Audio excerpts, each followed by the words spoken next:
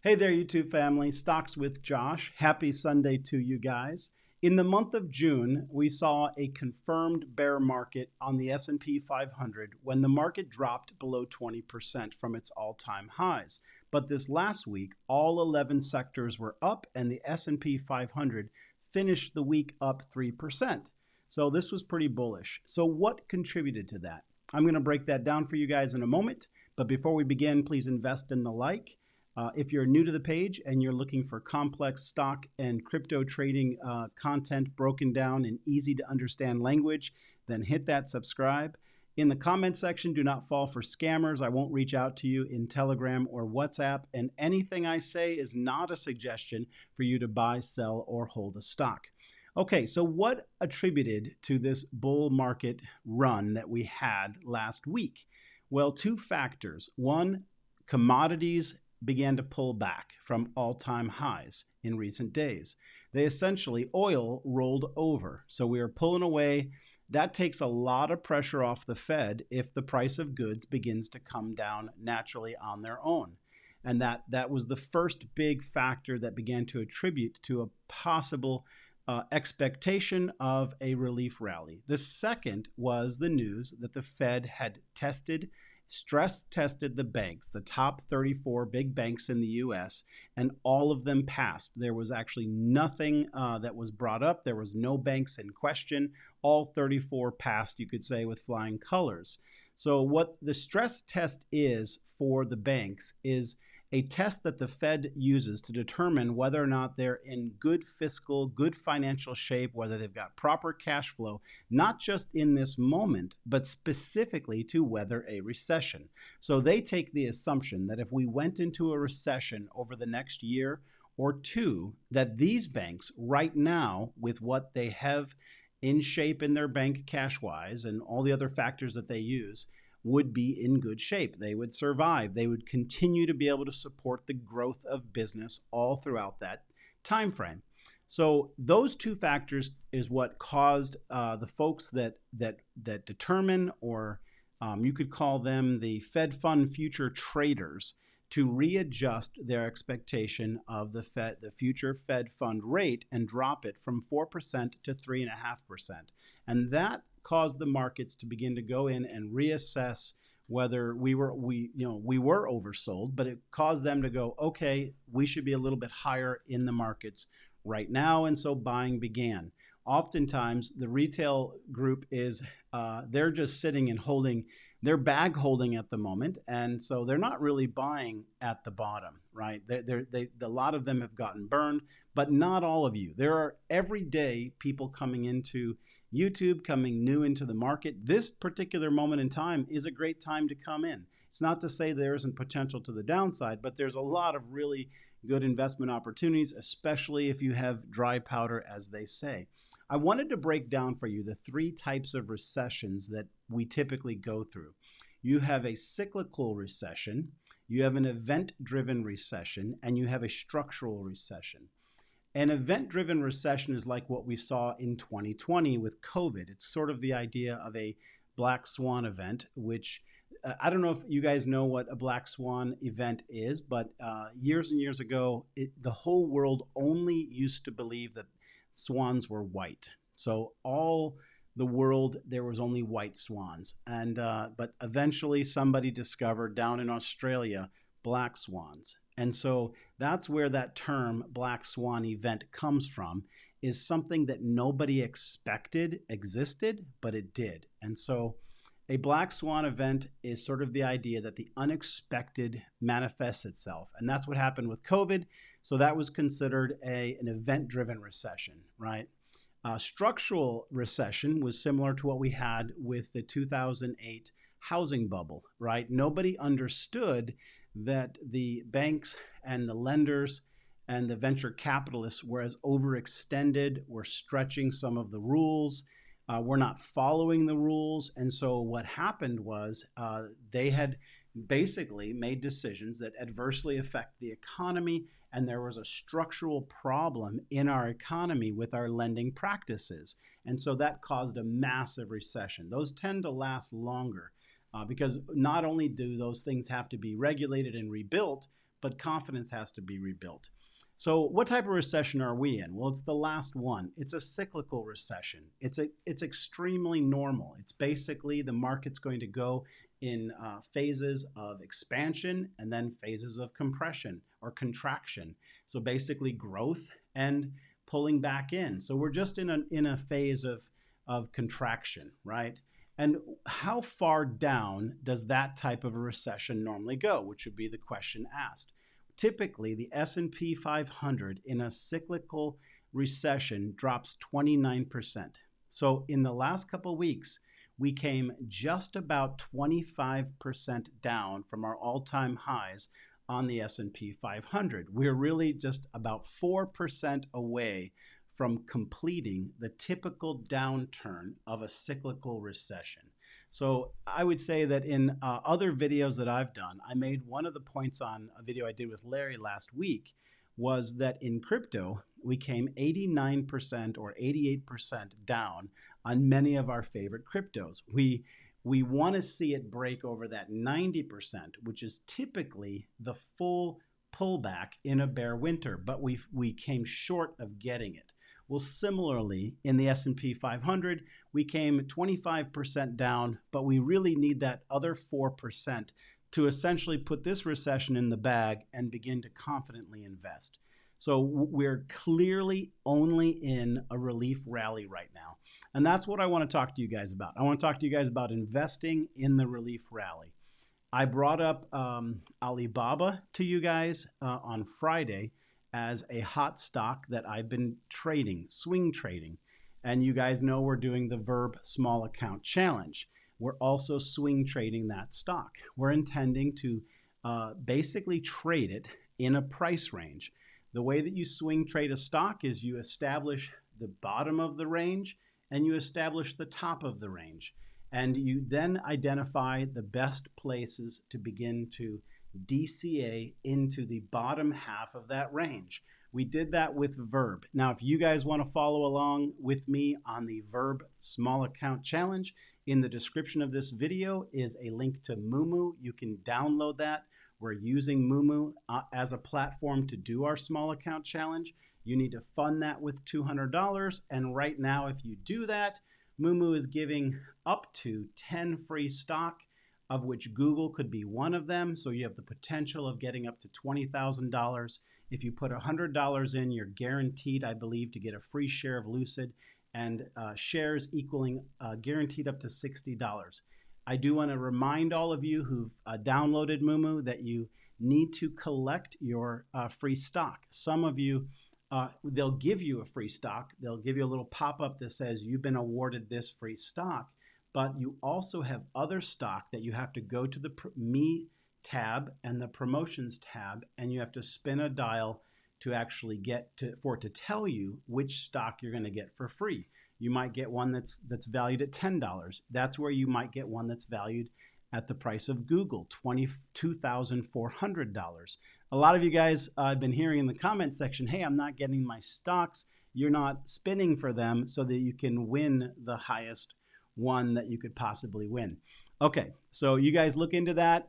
If you have any questions about it, throw a comment in the comment section. If you've gotten a great win, if you've gotten a share of Apple or Google, let me know in the comment section. I'd love to celebrate that victory with you guys. Okay, what I wanted to talk to you guys about right now is I wanted to go over some of the buy ranges for popular stocks that I get asked about all the time. I get asked, what's the current buy range for NIO? What's the current buy range for ChargePoint? And what's the current buy range for Volta? So I'm going to jump you guys into the charts on NIO, and I'm going to give you my quick overview of that. Okay, so we're looking at NIO, guys. And I'm going to tell you that this is not complex. It's not, we don't need to second guess this. I've talked to you guys about this on Alibaba. We are, anytime you are under the 200-day moving average, okay, that's considered bearish, right? Anytime if you're below it, it's bearish, you're in a bear market. If you're above it, you're in a bull market, okay? So I just want to take you guys back a little bit with NIO here. Okay, back on these days when NIO was running up, we were above the 200-day moving average, okay? We were above the 100, the 50, the 20, and the 10 was bouncing off the 20. That's how you know you're in a bull market. But eventually, when that 10 crossed down beneath the 200 and it became like you see it right here, right? That's how you know you're in a bearish trend, because it doesn't break the 20 ever. It just keeps bouncing off of it. So right now, a lot of people have speculated that we had this area where we may have established a bottom for NIO at $13 or right around $11 to $13. And we began to break over. The 10-day moving over the 20, the 50, and the 100 is extremely bullish, okay? But what I want to point out to you guys is the top of this NIO run, it's going to be $26 to $28. It's not going to break over. We are not moving back right now to all-time highs. We are absolutely going to, in my view, okay, to my estimation, we're going to squeeze that other 5% to the downside out of the S&P 500. This is just a relief rally, okay? And so what I'm trying to show you on NIO is how high it can go. And I don't want you to be persuaded by any other YouTubers. You follow who you want to follow, but you just think back in the course of time who was potentially right.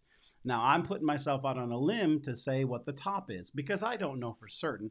But these, I have no problem using the moving averages as a means of gauging where the market could go. And right now, I'm telling you that it's not likely to break over the 200-day moving average. It's going to remain under the 200-day moving average until the markets come all the way down. And then at another date, possibly a little bit later in this year, we will see it potentially break over that 200-day moving average, and that would be super bullish. We're not there just yet, and so I'm letting you guys know, if any of you are swing trading NIO, the top is $26 to $28. Okay, let's go back into that chart.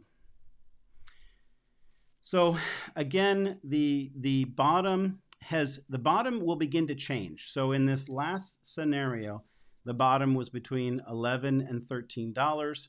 And it's very possible that we move at this point. We're going to come up potentially to this area, come back and retest the 100.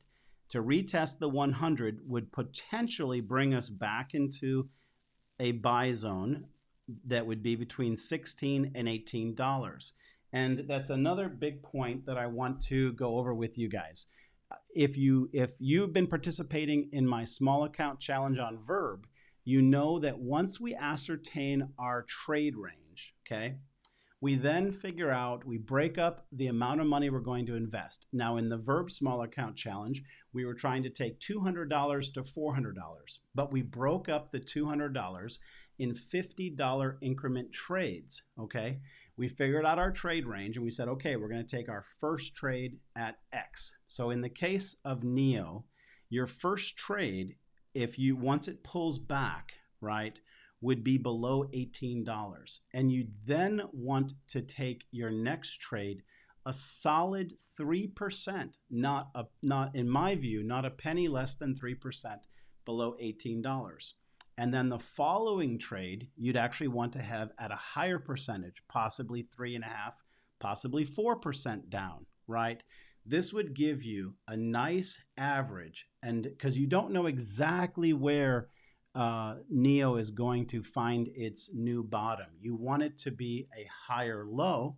So we know that the original lowest spot was around $11. Then we came back, but we didn't quite, then we came back and there seemed to be quite a bit of buying rage around 13. So if you're going to begin to buy back in at 18, you're going to want to break up those amounts over the course of 18, leaving yourself some dry powder if it goes all the way back to 13, okay? But I just wanted to give you guys a potential high for that and a potential low. The low at this moment in time could come all the way back to $11, okay? But if you were to DCA in the middle of that range, okay, and I'm calling the top of the range $27 to $28, I'm calling the bottom of the range $11 to $13. If you begin to DCA in the middle of that range, to the downside, right? When we begin to move back up over to above that 27, you're going to be in the profit, okay? So that's a little bit of a breakdown of how to DCA. I wanted to give you guys a target on NIO. I'm going to go over two more super quickly with you guys, and that is ChargePoint. ChargePoint is traded just the way I've actually predicted this twice for all of you completely correctly. There's a buy range between $10.50 to $13, and there's a sell range between $17.50 and $20. I personally don't think we're going to break above $17.50 this time. I think we have only the opportunity for an upside to around $17 to $17.50, and I believe we're going to pull back. I believe the range has come down.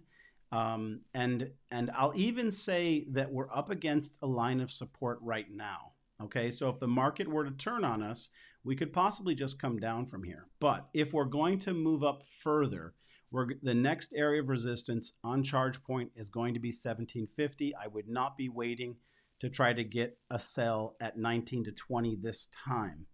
And I think that again, we created a lower low, and so we're looking for creating a higher low. So I'm going to say that the buy range this time is going to be between the $15 and the $13 mark. And I'm going to quickly give you guys Volta. Okay, Volta is in bad shape, right? Volta is not performing well technically. And some of you are bag holders in Volta.